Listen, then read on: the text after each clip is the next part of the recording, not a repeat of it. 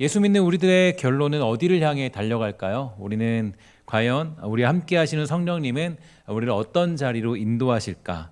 성령님이 오셔서 우리에게 나타난 일은 무엇일까? 여러 가지 생각을 해볼 수 있는데 종종 우리는 성령의 뜨거운 역사로 말미암아 신비롭고 무한한 기적들이 일어나는 것에 집중하려고 하지만 사실 성령께서 우리를 이끌고 가시는 자리는 저와 여러분들이 상상할 수 없는 그런 자리로 우리를 인도하십니다. 그 자리는 디모데전서 1장 15절에서 다음과 같이 나타나고 있는데요. 이렇게 고백하고 있죠. 미쁘다 모든 사람이 받을 만한 이 말이여 그리스도 예수께서 죄인을 구원하시려고 세상에 임하셨다 하였도다. 죄인 중에 내가 괴순이라 이렇게 고백하는 사도 바울의 모습을 살펴볼 수가 있게 됩니다. 사도 바울의 사역 초기 편지인 갈라디아서 2장 6절과 7절을 보면 자신도 예수님의 12사도와 같이 동일한 권위를 예수님께 직접 부여받은 사도라고 당당하게 자신을 밝혔는데 그 다음에 이제 사역 중기로 볼 수 있는 고린도전서를 보면은 사도 바울이 이렇게 고백해요. 사도 중에 지극히 작은 자다 이렇게 고백을 하고 그 다음에 오늘 봤던 디모데전서에서는 정말 자신을 죄인 중에 괴수다 이렇게 고백하는 것을 볼 수가 있게 됩니다. 그래서 이 사도 바울의 고백의 변천사를 보면 이렇게 볼 수가 있어요. 첫 번째로는 나는 사도와 같이 동일한 권위를 부여받은 사도다 이렇게 고백을 했고, 두 번째로는 나는 사도 중에 지극히 작은 자다 이렇게 고백을 했고요. 세 번째로는 나는 죄인 중에 괴수다 고백하는 것을 볼 수가 있게 됩니다. 이게 그러니까 이 맨 마지막이 사역의 맨 마지막 고백이 되는데요. 나는 죄인 중에 괴수다 이게 사실은 맨 처음에 나와야 될 것 같은데 근데 이 맨 마지막 가운데 이 고백이 나타나고 있다라는 것은 우리가 어떤 이 눈여겨볼 수 있는 굉장히 중요한 메시지가 됩니다. 그러니까 성령께서 우리를 어디로 인도하시냐, 그러니까 우리의 결국을 어디로 끌고 가시냐를 살펴볼 수 있는 그런 대목이 되죠. 그러면 정말로 사도 바울은 시간이 지나면 지날수록 더 많은 죄악과 문제들이 생겨난 것일까요? 처음에는 거룩했지만 이 날이 갈수록 더 교만해져서 이 죄인 중에 괴수와 같은 자로 전락하고 만 것일까요? 그렇지 않습니다. 이 사도 바울이 자신의 마지막 인생에서 자신을 죄인 중에 괴수다 이렇게 고백한 것은 바로 그가 성령의 임재와 그의 역사로 인한 이 충만함으로 인해 자신이 어떤 존재인가에 대해서 깊이 발견했기 때문입니다. 요사드 챔버스 목사님은 성령의 역사와 그분의 신비한 일하심에 대해서 시편 139편을 예로 들고 있는데요. 139편을 제가 조금 요약해서 여러분들에게 읽어드리도록 하겠습니다. 여호와여 주께서 지금까지 나를 살피셨으니 주는 나를 알고 계십니다. 주는 내가 언제 앉고 언제 일어서는지를 알고 계십니다.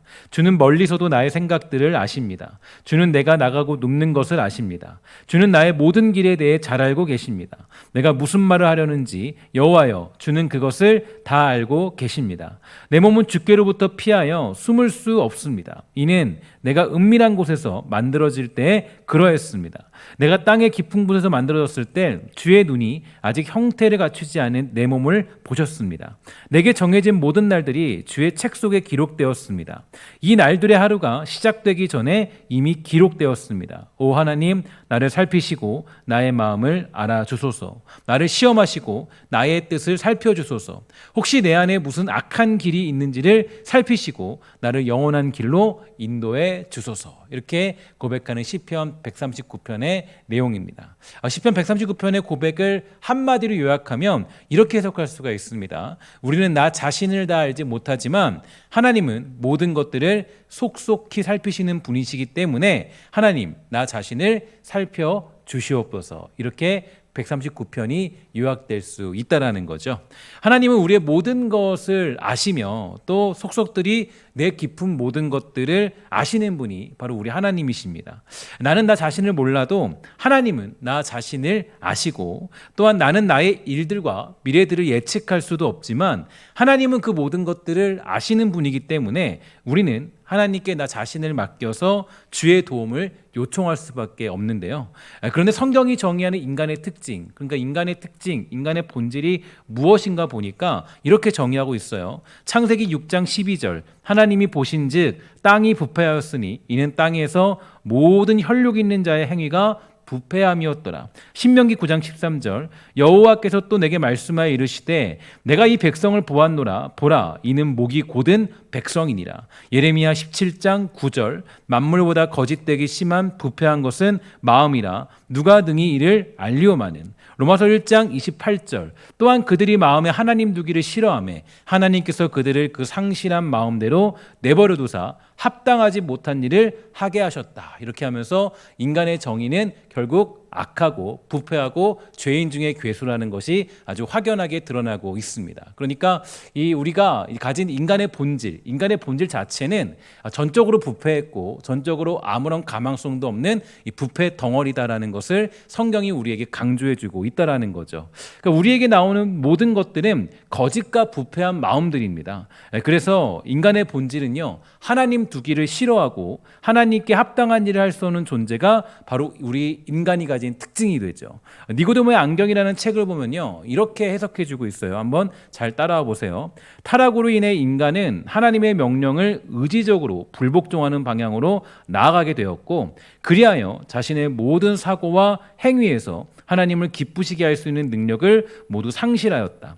타락한 인간은 그의 핵심적 기능인 지, 정, 의가 왜곡되고 삐뚤어졌다. 몸은 정욕에 사로잡혔다. 벌거벗음이 부끄럽게 느껴진 것은 그 때문이었다. 인간관계는 불신과 남을 탓하는 태도로 파괴되었다. 모든 것이 망가져버렸다. 신학에서는 이것을 가리켜 전적 타락, 전적 부패, 전적 무능력이라고 한다. 이 말은 인간이 자신의 능력을 모두 상실했다는 말이 아니라 그 능력을 바르게 행사할 수 있는 자세를 상실했다는 말이다. 이렇게 우리에게 말해주고 있습니다. 결국 이것을 보면은 인간의 본질은 죄악이고 우리는 선한 일을 할 수 있는 존재가 아니다. 우리는 아니라는 것을 우리에게 의미해주고 있다라는 거죠. 그러므로 이 성령께서 우리에게 찾아오셔서 우리와 함께 하심으로 나타나는 현상은 무엇인가 보니까 그저 우리가 생각하는 것처럼 신비한 일들을 하고 어떤 기적을 일으키고 천상의 언어를 하도록 만드는 것이 성령이 우리와 함께 한다는 증거가 아니라는 것을 명확히 알 수가 있게 되죠. 성령님과 가까이 지내며 충성되이 지내는 사람들의 특징, 이런 사람들의 특징은 바로 사도 바울이 그의 마지막 때에 고백한 그 고백으로 가게 되는 것입니다. 그의 인생의 마지막 고백, 뭐죠? 죄인 중에 괴순이라. 그러니까 이제 인간의 본질, 인간이 누구인가를 정확하게 아시는 성령님이 우리와 함께 하시기 때문에 성령님께서는 바로 인간의 본질을 아주 정확하게 분석하여서 우리 자신에게 알려주게 되고, 또 우리가 성령님을 의지할 때 그 사실을 깨닫게 되는 그런 은혜가 우리에게 나타나게 되는 것입니다. 그러니까 내 믿음이 더욱더 깊어질 때 사실 우리는 더욱 내 자신의 죄악이 심각하다라는 것을 깨달을 수밖에 없게 됩니다. 왜냐하면 성령님은 우리의 모든 것들을 아시는 분일 뿐 아니라 내 모든 것을 살피시는 바로 우리 주님이기 때문이죠. 사도 바울의 인생 전반전, 이 전반전은 성령이 함께 하시는 것으로 누리는 기쁨이었다면 그의 인생 후반전은 성령이 함께 하심으로 더욱 깨닫게 되는 자신의 죄인된 모습이었습니다. 성령님은 바울을 능력의 사도로 부르셨지만 성령님의 목적은 그가 죄인 중에 괴수라는 사실을 깨닫도록 하는 것, 이것이 바로 성령님이 사도 바울을 이끌고 가신 그 자리가 되는 겁니다. 그렇기 때문에 바울은 그의 인생의 마지막 부분에서 이 죄인 중에 괴수라는 말을 놓치지 않고 고백하게 되는 것이겠죠.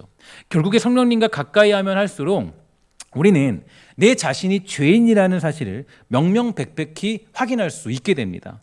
성령님은 죄와 함께 할 수 없기 때문에 우리가 그 죄악을 몰아내어 회개하기를 원하시고 자신이 죄인임을 고백함으로 오직 우리의 모든 죄를 씻기시는 예수 그리스도의 보혈에 자신을 담궈 깨끗하게 하기를 원하시는 분이 우리 성령님이시죠. 성령님은 결국 우리에게 오셔서 무슨 일을 하시냐면 우리가 죄인이고 악함이 있고 우리 안에 너무나도 큰 부패함이 있다는 걸 알게 하시는 게, 이게 우리의 성령님의 목적이라는 거예요. 그래서 이 챔버스 목사님이 뭐라고 설명했냐면 이렇게 설명해 주셨죠.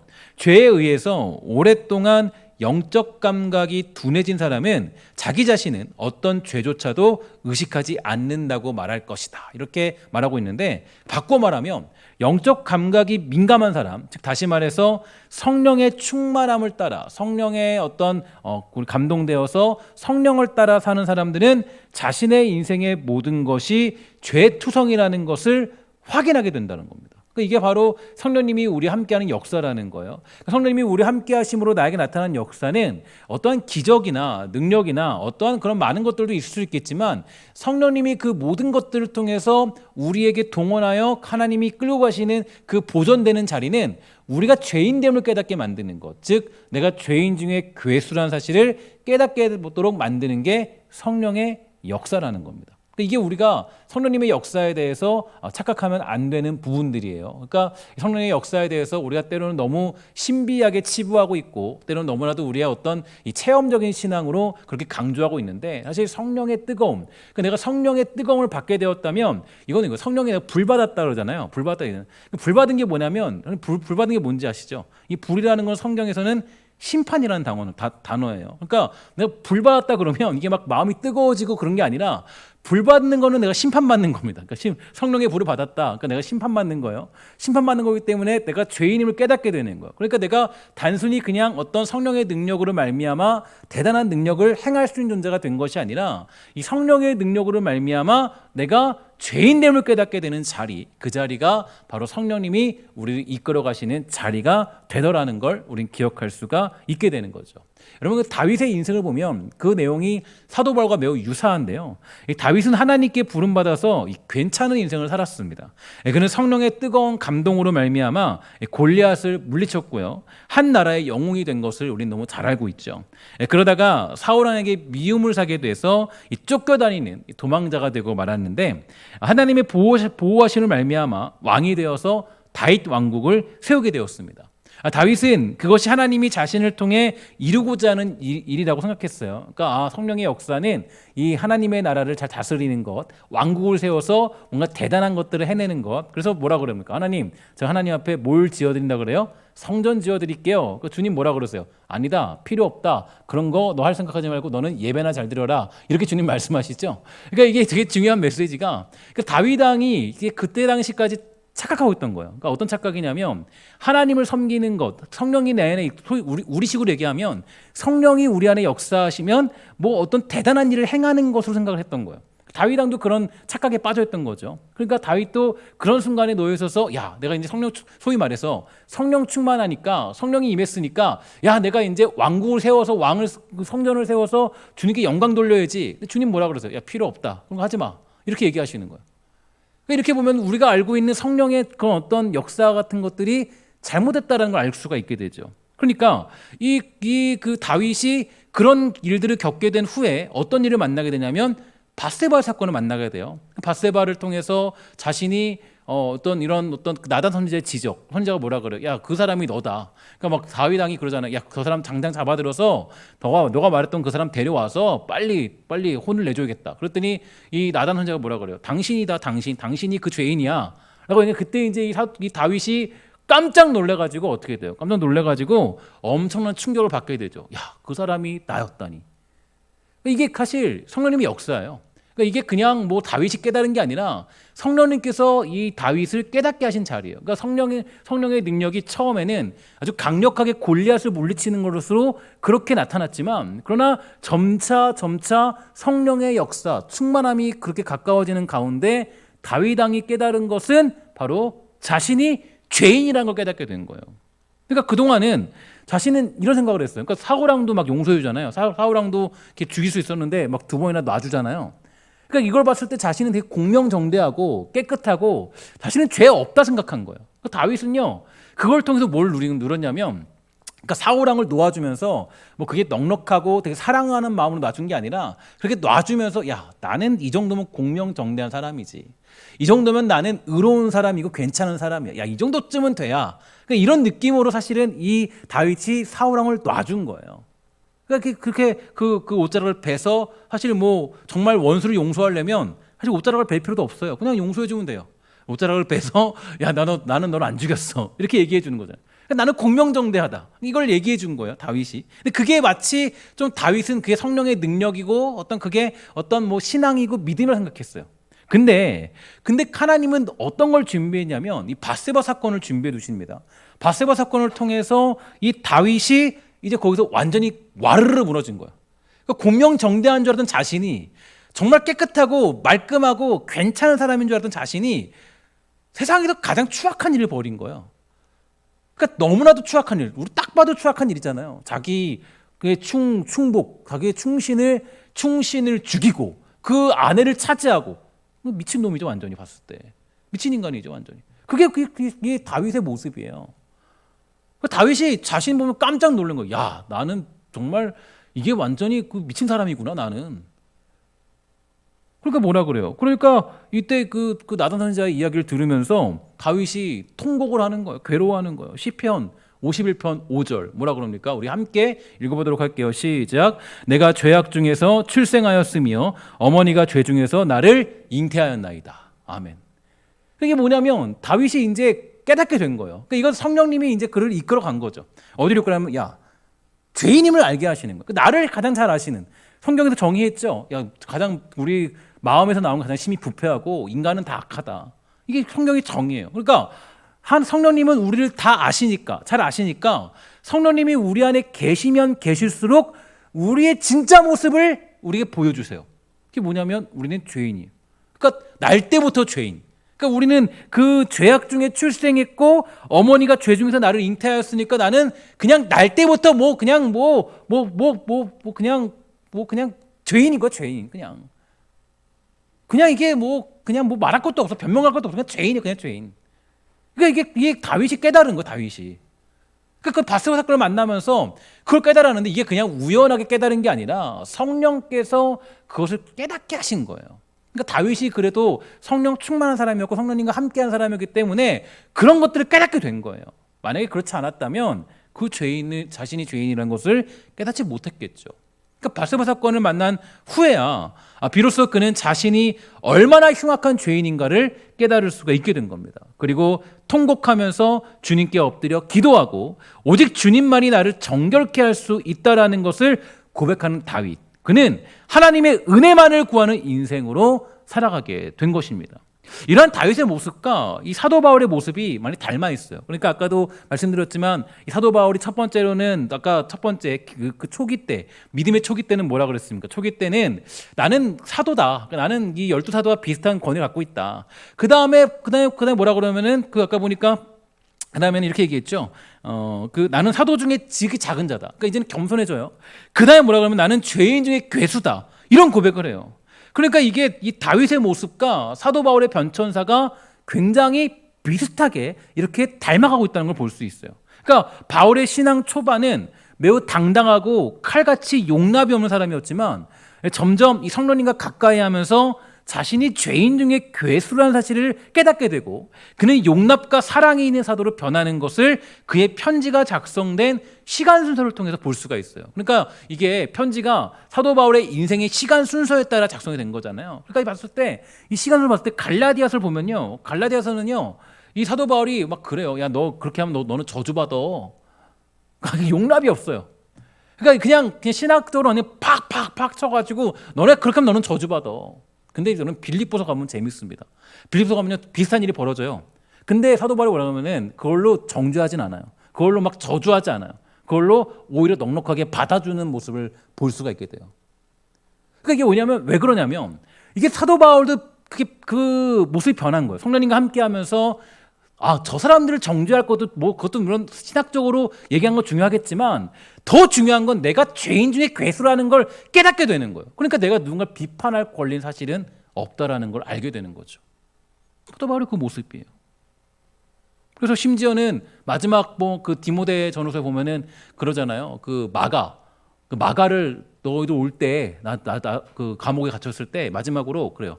야, 마가를 좀 데려와. 왜냐하면 마가는요. 사실 자기 바울의 사역 초기에서 마가는 자신이 용납할 수 없는 사람이었어요. 그러니까 자신의 사역 방법에 어울리지 않은 사람이 마가였습니다. 그러니까 마가를 사실 쫓아냈거든요.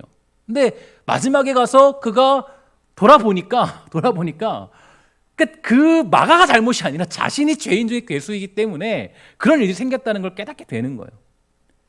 그러니까 이게 바로 이 어떤 이 성령이 함께 하시고 성령님의 어떤 충만함이 있으면 언제나 나타나는 모습이 거기에 나타나게 되는 거죠.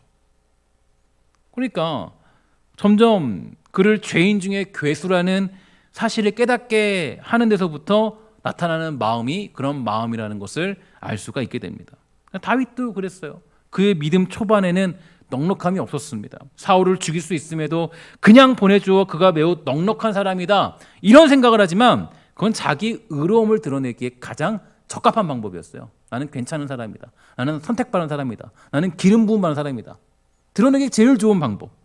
그러니까 그러한 일을 택한 것이라고 보는 게 조금 더 좋은 해석 방법입니다. 그런데 그러한 그가 바스바 사건을 만난 후에 자기 아들 압살롬이 배신하여서 자신이 살던 곳을 맨발로 뛰쳐나와 떠날 때 보면 어떻게 하냐면 진심으로 하나님의 은혜를 구하는 것을 볼 수 있게 되고요.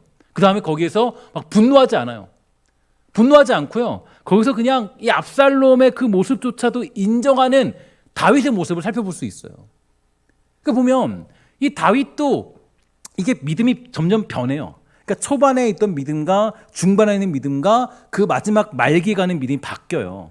근데 이걸 보면은 이 사도 바울과 굉장히 유사하다는 걸 알 수 있죠. 그러니까 결국에 이 성경이 우리에게 보여주고자 하는 건 성령이 충만한 사람들이 어떠한 결과로 가느냐. 그러니까 우리는 보통 성령님이 우리 함께 하시면 성령이 충만해지면 우리는 어디로 갈 것이냐 고민을 많이 하잖아요. 야, 우리가 좀 뜨거워져가지고 막 어떤 능력이 나타나고 그러지 않은데 사실 그게 아니에요.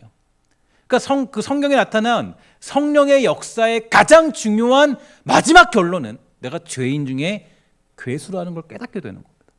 예수를 믿으면 믿을수록 신앙이 지나면 지날수록 야, 나는 괴수구나. 이걸 깨닫는 거예요. 그러니까 성령님이 내 안에 계시면 계실수록 그분이 나와 함께해서 내가 그분과 더불어 먹고 살고 함께 영원히 내가 살아갈 때 느끼는 건 뭐냐면 야, 나는 죄인 중에 괴수다. 그러니까 날이 가면 갈수록 내가 죄인이라는 걸 깨닫게 되는 겁니다.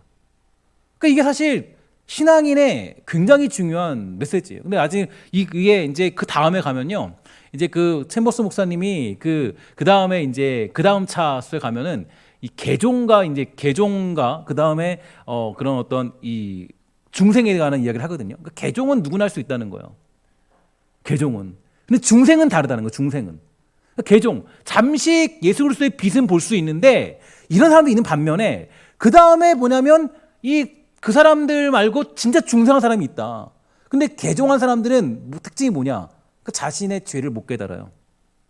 그 죄인 중에 괴수라는 자리로 못 가는 거예요. 근데 정말 중생한 사람들은 어디로 가냐면 내가 죄인 중에 괴수라는 사실까지 가게 되는 거예요.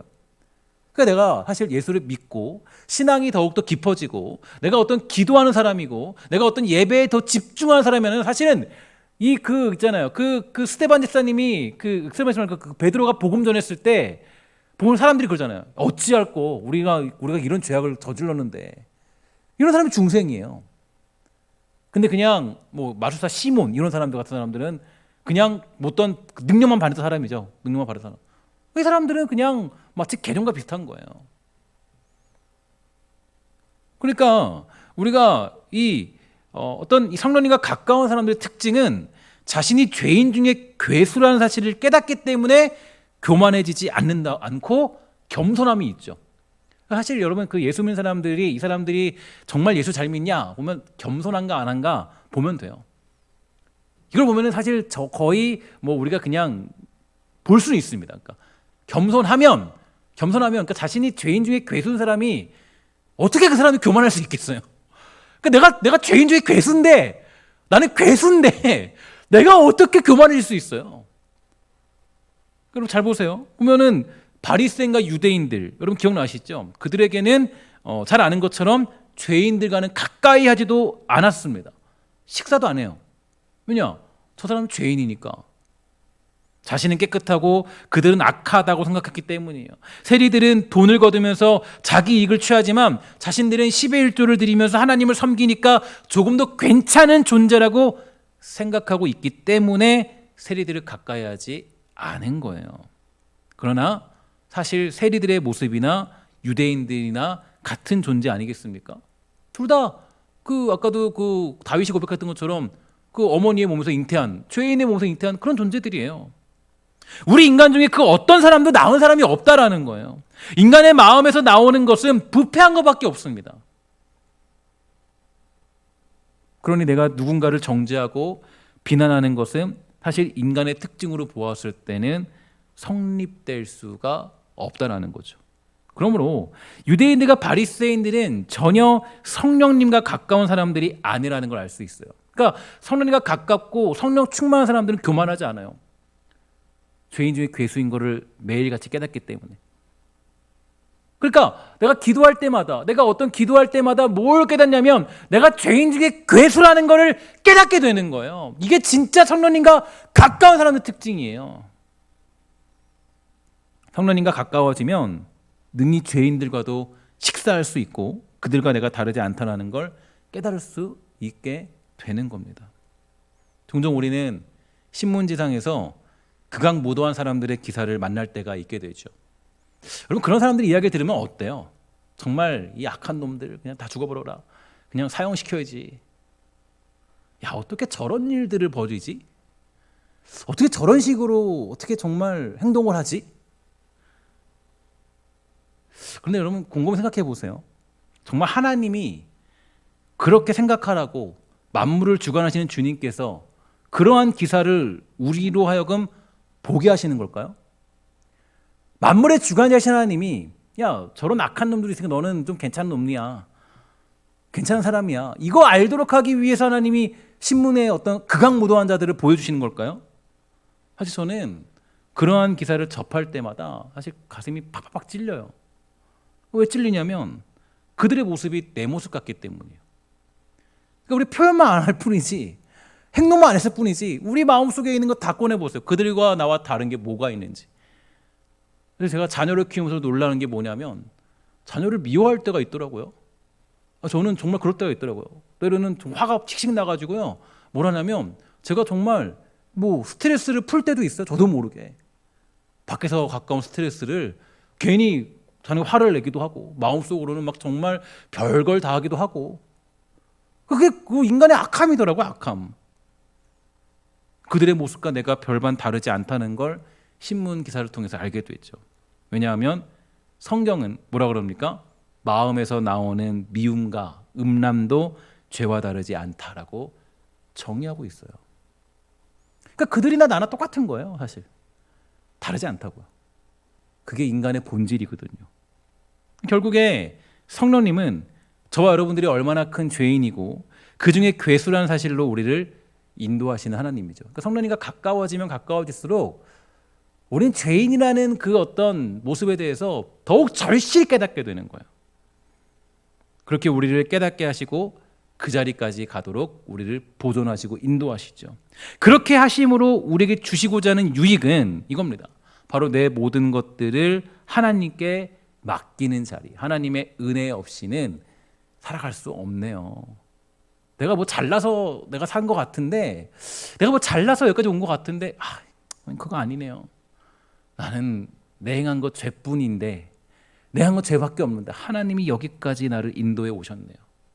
이 고백하도록 만들기 위해서 주님이 우리가 죄인이라는 사실을 깨닫도록 하시는 겁니다. 오직 하나님의 은혜만이 살 길이고 우리를 온전케 하시는 이는 우리 주님밖에 없다라는 거죠. 챔버스 목사님의 이야기를 한 번 더 귀를 기울여서 들어볼까요?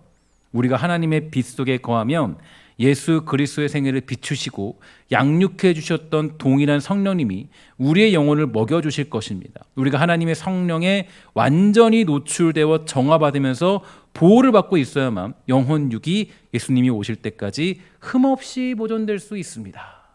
이 얘기가 조금 어렵게 들릴 수 있는데, 이거는 간단하게 지금까지 봤던 것처럼 이런 얘기입니다.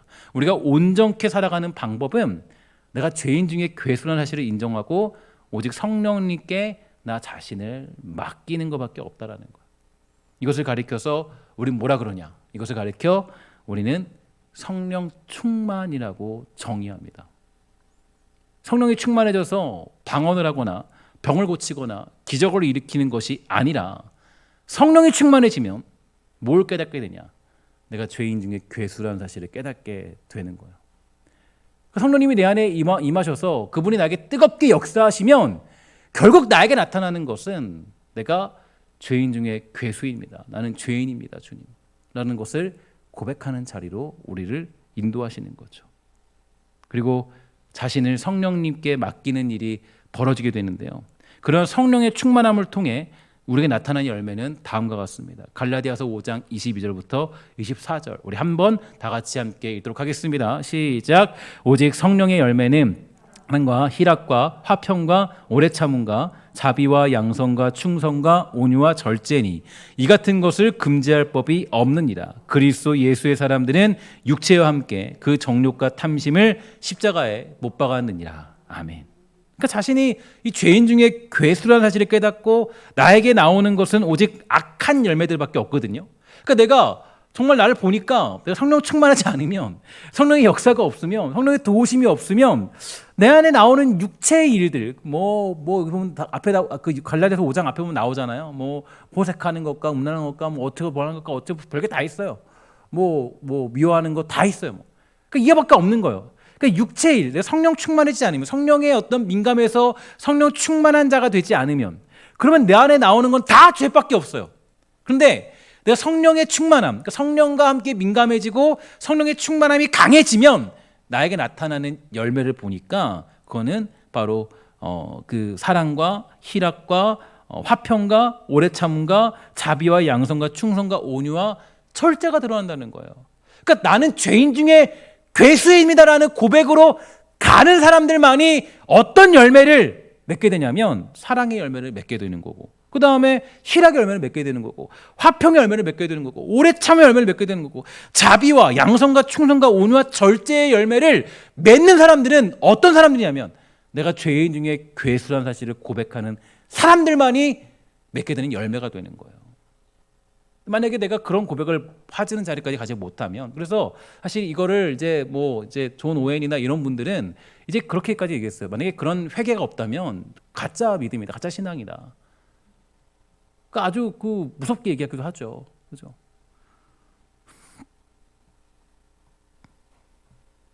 그리고 어떤 우리의 특징, 성령 충만한 사람의 특징은 자신의 육체와 정욕과 탐심을 매일같이 십자가에 못 박는 일을 멈추지 않는다는 거예요.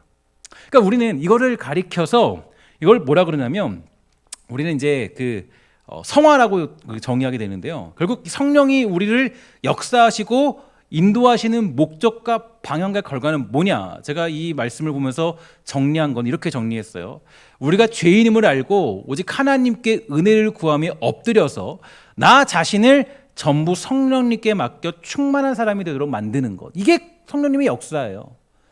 성령의 어떤 목적, 성령님이 우리 함께 하셔서 영원히 우리를 어디로 인도하시냐면 우리가 죄인임을 알게 하세요. 첫 번째로.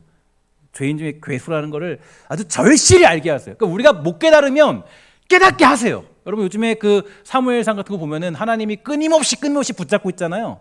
그러니까 얘네들은 계속 이렇게 난리치고 있는데 하나님 포기하지 않고 붙잡고 있잖아요. 똑같아요. 내가 죄인임을 알지 못하면 알게 하시는 자리를 만드세요. 예를 들어서 밧세바 사건. 하나님이 준비해 두신 어떤 그런 이 섭리 가운데 있는 일들이에요. 죄인임을 깨닫는 자리까지 가게 하세요. 어쨌든 간에. 그걸 모르면 성화의 자리를 경험할 수 없으니까. 그래서 죄인임을 알고 오직 하나님께 은혜를 구하면서 엎드려 나 자신을 전부 성령님께 맡겨 충만한 사람이 되어서 그 열매를 맺도록 하시는 게 성령님이 우리와 영원히 함께 하시는 이유가 되는 거예요. 그리고 그것을 가리켜서 우리는 뭐라 그러냐? 신학적인 용어로 성화된다라고 그렇게 정의할 수가 있는 것입니다. 성화는 성령님의 신비로운 정화 사역을 통해서 우리 내면에서 나타나는 변화를 의미하죠. 그리고 그렇게 주님 오실 때까지 뭐 하는 거예요? 성령님께서 영과 혼과 육이 보존되도록 만드시는 거예요. 성령님께서. 이게 바로 우리에게 주는 너무 중요한 메시지. 영과 혼과 육이 보존되는 것. 그것은 그냥 우리가 강건해지고 괜찮아지고 부자로 살고 내가 또 돈을 많이 가지고 내가 어떤 가진 것 많이 누리고 내가 장수하고 이게 보존되는 게 아니라, 사실 조금 우리에겐 좀 아이러니한 소리로 들릴 수 있는데 뭐라 그러냐면 이거는 그냥 이런 거예요. 사실 그 혼과 육과 어떤 그런 이 어떤 영이 보존되도록 하는 방법은 조금 성경은 독특한 방법을 제시해요. 어떤 방법이냐? 우리가 죄인 중에 괴수라는 것을 깨닫게 함으로 그렇게 우리를 보존시키는 거예요. 그래서 그 사실을 말미암아 오직 우리의 모든 것을 아시는 성령님께 나 자신을 맡김으로 충만하여져 성령의 열매를 맺는 삶으로 우리 성령님께서 우리를 보존하시고 인도하신다. 이게 바로 성화라는 과정이에요. 오늘 이 수요일에 나와서 예배하는 모든 이들에게 제가 부탁하고 축복하고 여러분들이 간절히 소망하며 기도해야 될 것은 이것입니다. 하나님, 내가 죄인 중에 괴수라는 사실을 깨닫고 고백하는 믿음의 자리에 서도록 해주세요.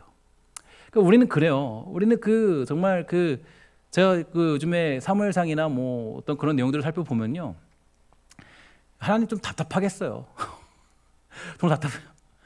말을 안 들어요. 제가 보면서 느낀 게, 아니 결국 성경이 증명하는 건 이거거든요. 그 모세가 이렇게 얘기했어요. 뭐라 그러면은 모세가, 야 너희들 목이 고든 백성이라서 망할 거다. 모세가 죽기 전에 노망이 들었는지 어땠는지 이렇게 얘기해요. 너희들 망할 거다. 그러니까 아예 호언장담해요. 너 망할 거야. 모세가 그렇게 얘기해. 그러니까 너희들 잘 해봐. 근데 망할 거야. 근데 이렇게 얘기하거든요. 성경이 이게 망할 거다. 그래서 어떻게 돼요? 근데 그 얘기 들었죠? 다 들었어요. 그러면 우리 어떻게 돼요? 안 망하도록 해야 되잖아요. 안 망하도록. 근데 성경이 보니까 모든 역사는 다 망해요. 결국은. 그러니까 이스라엘 백성 다 망하죠. 바벨론 포로로 잡혀가고 끌려가서 거의 뭐 망하게 살다가 또 그 다음에 또 다시 또 돌아왔다가 또 망하게 살고, 예수님 오면 예수님 잡아 죽이고, 그냥 가망이 없는 게 인간이 가망이 없. 제가 느낀 게, 야, 인간이란 존재 가망이 없구나. 이거 가망이 없다고 성경이 설명해 주는. 그러니까 우리는 그 성경의 단편적인 내용을 통해 보지만 성경의 전체적인 면으로 보면요, 결국 성경이 우리에게 말해주는 거예요. 한마디로, 야, 너희는 죄인 중에 괴수니까 하나님의 은혜 아니면 살아갈 수 없어. 하나님께 엎드려 은혜 구하며 살아라.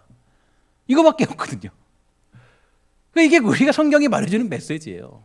그냥 우리가 나에게 주어진 어떤 삶이나 어떤 인생이나 어떤 나에게 주어진 환경들을 윤택하게 만드는 게 목적이 아니라, 성경이 우리에게 제시해 주는 건 이겁니다. 야, 너희를 죄인 중에 괴수니까 이제 하나님의 은혜 앞에 엎드려서 영과 혼과 육이 잘 보존되어 주님 오실 그때까지 너희들 정말 신앙인답게 살아라. 성령 열매를 맺으면서.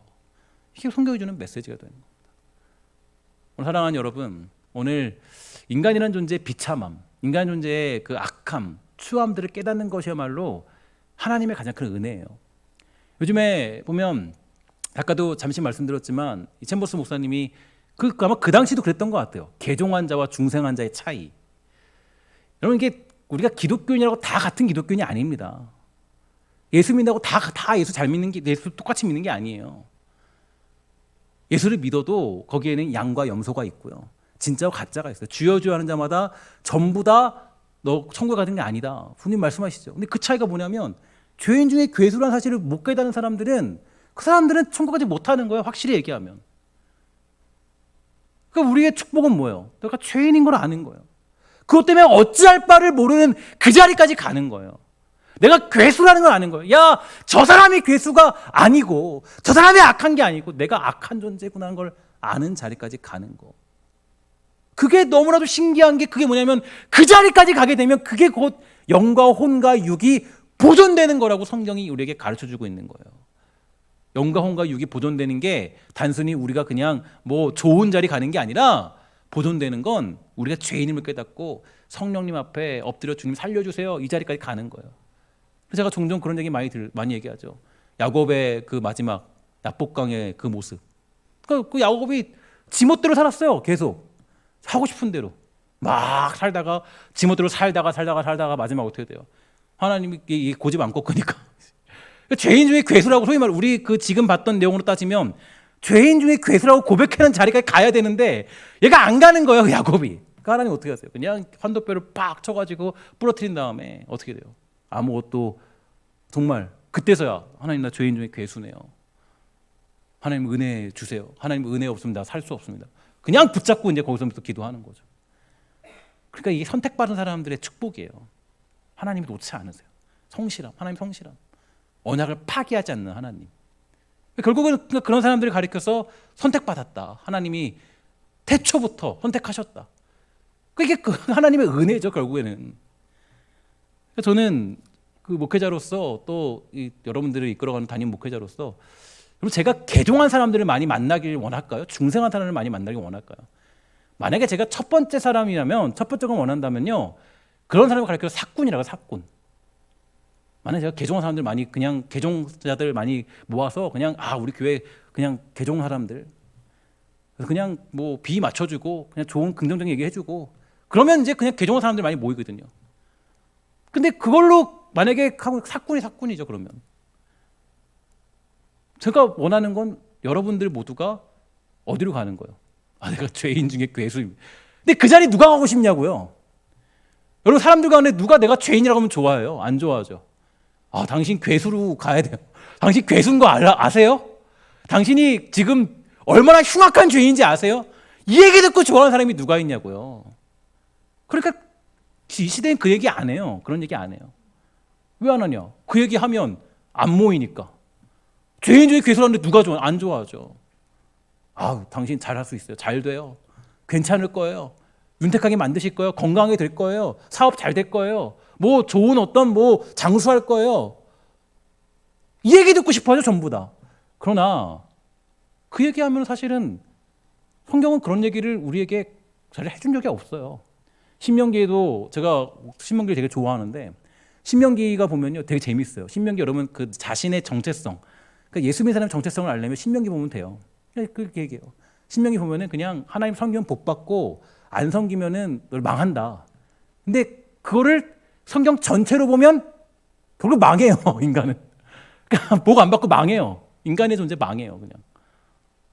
그러니까 성경이 얘기하는 건 결론은 이거예요. 죄인 중에 괴수인 걸 아는 거. 그게 복이라는 거예요. 근데 그러면 교회 안 오죠. 맨날 교회 왔자 저 목사님은 맨날 죄인이라고 그러고 괴수라고 흉악하다고 그러고 저기 극악무도한 사람하고 똑같다고 그러고. 근데 사실 이렇게 아니에요. 여러분들은 저 사람들은 다르죠. 그죠? 이렇게 얘기하면 좀 좋죠. 근데 저는 정말 그래요. 제가 정말 하나님 앞에서도 정말 그렇게 고백하고 또 선언하고 또 하나님께 다짐하는 건 어쨌든 그 앞에 있는 목회자들은 그랬죠. 그 앞에 있는 목회자들을 심판하시는 분은 하나님이십니다. 그러니까 여러분들이 굳이 목사님 좀 설교가 이상하거나 좀 문제 있는 것 같은데요. 그렇게 여러분들이 하지 않아도요. 하나님은 그냥 보세요. 그 엘리 가서는 보이죠. 그냥 하나님이 그냥 그냥 부러뜨려 죽여버리잖아요. 그냥 그죠? 그 엘리 아들들 그냥 다 죽여버리잖아요. 그냥 하나님이. 그러니까 여러분 굳이 목회자들이 잘하냐 못하냐 그거 여러분 생각하지 않아도 괜찮아요. 그러니까 저는 지금 제가 하고 싶은 목회, 그러니까 하나님 앞에 결단하고 또 다짐하는 목회는요. 어쨌든 간에 여러분들이 죄인 중에 괴수라는 걸 깨닫게 하는 게 제 목표예요. 만약에 제가 허튼 짓 하면요. 하나님이 다 아시고 언젠가는 갚으세요. 그거 두려워하면 사실 다른 얘기 못하죠. 그래서 저는 여러분들에게 조금 여러분들이 듣기 거북할 수 있지만 특히 이런 수요일 날 나올 때는요. 저는 이 수요일 예배 같은 경우는 그래도 여러분들이 이거는 수요 예배는 쉽지 않거든요. 나온다는 건 여러분들이 좀 수준이 있는 분들이잖아요. 그러니까 제가 조금 이렇게 좀 강하게 좀 얘기를 하는 이유가 거기 있어요. 여러분들이 좀 강하게 얘기해도 여러분들 그래도 상처 안 받잖아요. 근데 좀 다른 건 상처 받을 수 있잖아요. 여러분 제가 그렇게 목회하고 싶은 마음은 사실 굉장히 굴뚝 같습니다. 그러니까 정말 제가 늘 말씀드리지만 우리 교회는 동호회가 되면 안 돼요. 그냥 우리 교회는 그냥 죄인 중에 괴수라는 사실을 여러분들에게 아주 철저하게 깨닫게 해서 성령님의 그 역사 아니면 살아갈 수 없다. 근데 이거를 목표로 하는 게 교회의 특징이죠. 그게 올바른 교회의 모습입니다. 아까도 그런 찬양했는데 교회 관한 찬양했는데 교회를 교회되게 하는 거고 이런 것들은 사실 성령의 역사를 제대로 아는 거예요. 그러니까 성령의 역사가 굉장히 오해되고 잘못된 경우가 많이 있죠. 마지막에 말이 좀 있었는데 축복하는 것은 오늘 모두가 성령의 역사 가운데 죄인 중에 괴수라는 것을 깊이 깨닫게 되는 은혜가 특별하게 우리 또 수요 예배를 나와 예배하는 여러분들에게 있게 되어서 영과 육과 혼이 보존되는 놀라운 역사가 일어나게 되기를 주의 이름으로 간절히 부탁을 드리겠습니다. 기도하도록 하겠습니다.